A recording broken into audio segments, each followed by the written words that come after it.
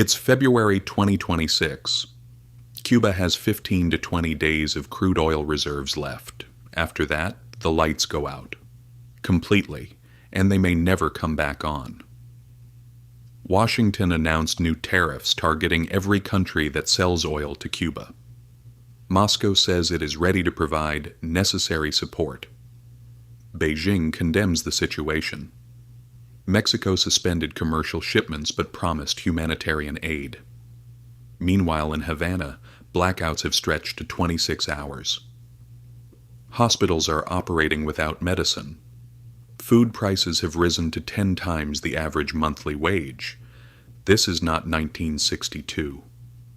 Back then, superpowers were bargaining over Cuba's head. This is 2026. And an island 150 kilometers from Miami has become a laboratory testing whether economic warfare can truly change a regime. In this video, we examine step by step what is happening up to 0 hour. January 3rd, 2026, 2 a.m., Caracas. Delta forces, armed with CIA intelligence, raided Nicolas Maduro's headquarters. As U.S. bomber aircraft destroyed Venezuela's air defenses, the northern region went up in flames. Dozens were killed in the raid. Maduro was photographed on the USS Iwo Jima, blindfolded with headphones on, hands cuffed. He was gone. He would face drug terrorism charges in New York. Among the dead were 32 Cuban soldiers, and here comes the part most people don't know. Cuba was not merely supporting Venezuela diplomatically. Cuba was effectively running Venezuela's entire security apparatus. 32,000 Cuban operatives had been embedded in Venezuelan intelligence, internal security, and even Maduro's personal protection detail. When Delta forces captured Maduro, they effectively killed Cuba's economic model as well. Why does this matter so much? Venezuela was supplying Cuba with 46,500 barrels of oil per day, below market price, subsidized. This arrangement had been the system keeping Cuba's lights on since 1999. Cuba sent soldiers and intelligence operatives. Venezuela sent oil. The day Maduro was arrested, that partnership ended. Mexico was Cuba's second supplier, 17,000 barrels per day. But immediately after the Venezuela operation, the U.S. applied pressure on Mexico. With the threat of "we'll renegotiate the USMCA," Mexico stopped its shipments. Now do the math. Cuba lost 63,700 barrels per day. Cuba needs at least 60,000 barrels per day just to keep basic electricity running. No margin, no backup plan, just a countdown clock. But here is the truly critical point. This was not merely a loss of oil. Cuba was earning significant hard currency by purchasing Venezuelan oil at subsidized prices and reselling it at market rates. That hard currency financed food and medicine imports. That income is gone too. The Venezuela-Cuba partnership was actually concealing a far deeper problem: structural collapse. While Venezuelan oil was flowing, the Cuban economy never genuinely reformed. Production did not grow.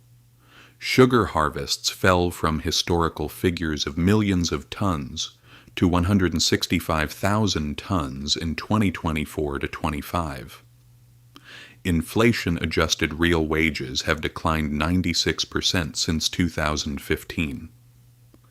In agriculture, tractors disappeared and oxen took their place. But even those oxen were stolen and eaten by starving people. The patron-client relationship had worked until now, because the patron had never collapsed. For 25 years it didn't collapse, until someone cut that vein on the morning of January 3rd. January 29th, 2026.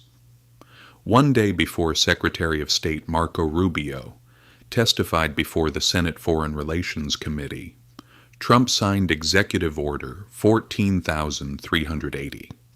The mechanics are simple. Which countries are selling oil to Cuba? Tariffs are set against them. If shipments continue, tariffs increase. But pay attention to what Rubio said in his testimony.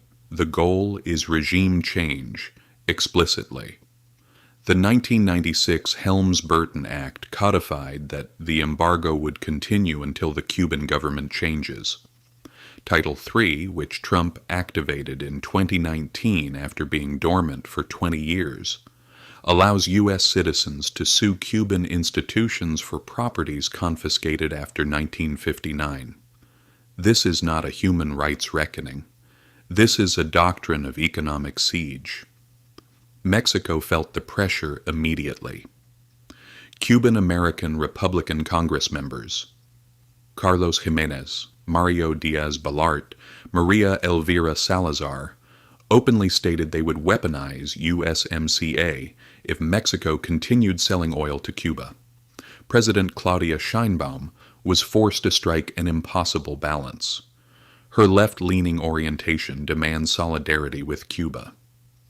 But Mexico's economic survival depends on avoiding tariffs that could devastate its exports. Her solution? Commercial oil sales stopped. Humanitarian aid is flowing. Diplomatic negotiations continue, and the clock is ticking. Russian Foreign Minister Lavrov says U.S. pressure is unacceptable. He promises necessary political and material support.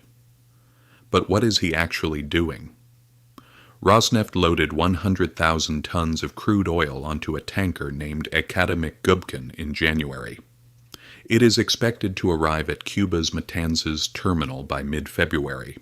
100,000 tons equals roughly 20 days of supply at current consumption rates. This buys time. It does not eliminate the crisis. And the quantities are declining. 600,000 tons in 2022. 200,000 tons in 2023, 100,000 tons in 2024. Russia is grappling with resource demands from the Ukraine war. Sanctions targeting its shadow tanker fleet and limited Caribbean capacity. China also opposes the embargo, promises support, and votes with 165 countries at the UN. But Chinese tankers are not heading to Havana. That distinction says everything. Rhetoric is free. Crude oil deliveries cost real money and carry real consequences. While all this great power chess is being played, Cubans are counting the hours in the dark. Consecutive 26-hour power outages in many regions. One thermal power plant offline. A nationwide power deficit of 75% during peak hours. Water access, an 80% drop in Havana. 83% in Artemisa. Because pumping water requires electricity, no refrigeration, food is spoiling. The peso lost 10% of its value in 3 weeks as of early February. A cumulative 88% since 2020. Official exchange rate, $1 equals 24 pesos. Black market, $1 equals 405 pesos. Food prices, potatoes, 450 pesos per kilo. Onion, 380. Beans, 500. Meat, 1,000. A modest grocery run, 10,300 pesos. Average state employee salary, 6,830 pesos. Teachers, 5,495. Healthcare workers, 6,562. A Cuban doctor earns roughly 4,500 pesos, about $16 at the unofficial exchange rate. And at the end of 2025, 33 deaths in 1 week, over 38,000 chikungunya cases, with 21 of the dead being children. Hospitals have no diagnostic reagents, no antibiotics, no basic supplies. Patients are being sent home without treatment. One pharmaceutical company is producing herbal remedies based on thyme syrup, eucalyptus, garlic, and St. John's wort. Because there is no other option.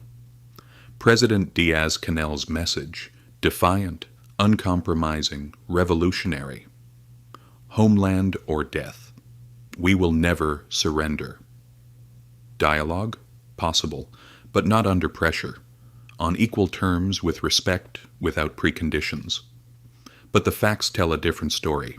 The Cuban military has shrunk from 300,000 personnel to 60,000. Training has been suspended due to resource shortages. Tourism dropped 72% through April 2025.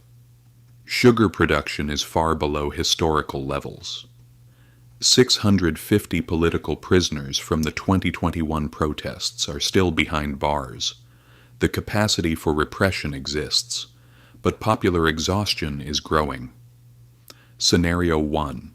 Negotiation. A face-saving deal is struck on the brink of collapse. Cuba makes some political concessions. Washington gradually steps back. Both sides declare victory. Scenario 2. Special period. 2.0. International support is enough to prevent total failure, but not enough to restore the system. The crisis becomes permanent. 12-hour daily blackouts, chronic scarcity, but the security apparatus maintains control. Scenario 3. Internal fracture. Oil runs out completely. Services collapse. When Giza can no longer feed its own base, elite unity fractures. Military coup, reformist transition, or negotiated exit. Scenario 4. External intervention. A naval blockade halts all oil imports. The U.S. Supreme Court process pushes toward a military option. Russia and China's response remains unknown. Scenario 5. Unexpected stability. Russia or China dramatically increases support to prove multipolarity. Trump accepts a face-saving deal. Or the transitional government in Venezuela restarts a limited oil flow. 5 scenarios, 1 countdown, between 15 and 20 days. Here is what we need to understand. Cuba is confirming the lesson Venezuela proved.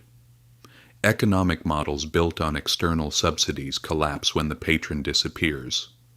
Russia and China are making promises of support, but will not enter into direct confrontation with the U.S. in its own backyard. Symbolic shipments buy time, they do not change the trajectory. A multipolar world order means rhetorical support and limited material aid, not decisive intervention. And caught right in the middle are 11 million people. In the dark, hungry, facing epidemic disease. The clock is running out.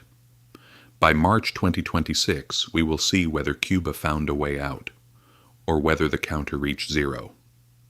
Either way, I am documenting it here. If you watch this far, I'd appreciate one thing. Like. Write in the comments what you think. Subscribe. Because this crisis is not over and the next chapter is coming.